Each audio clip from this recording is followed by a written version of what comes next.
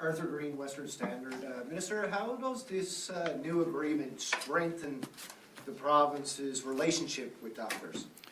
It does in a number of ways. I guess the first thing is about partnership. First we got an agreement, and the key component and core of this is about partnership. So we have a working committee, like the management committee, and that management committee will help us implement the issues in the agreement, or implement the items that we've agreed to in the agreement, and make sure that we get it right and we agree on, the agreement is done at a higher level. So how do we actually implement it to make it right?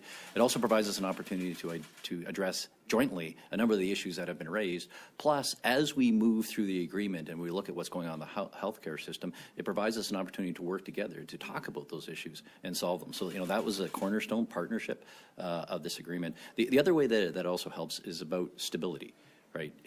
Having an agreement so that doctors know what their source of revenue is, and can project it in the future, significantly helps. Do we make an investment in more practice? Do we expand that? What do the economics look like? Because we take a look. These are small businesses, right? So they need to understand what their revenue source is. So just having an agreement over a 4-year period, so they know what that looks like, and then a commitment to work together to address the issues. I think those are the big components from my perspective. But I don't know, Dr. Rinaldi, if you wanted to comment further on that. No, I mean, I think that's a huge issue. Certainly for community practice, small business physicians need to know what their revenue sources. You said it correctly.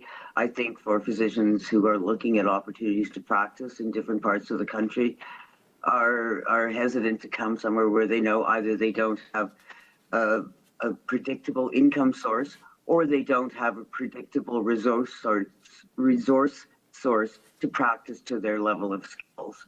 So it's very difficult to get the subspecialist neurosurgeon in here if we don't even do that procedure in Alberta.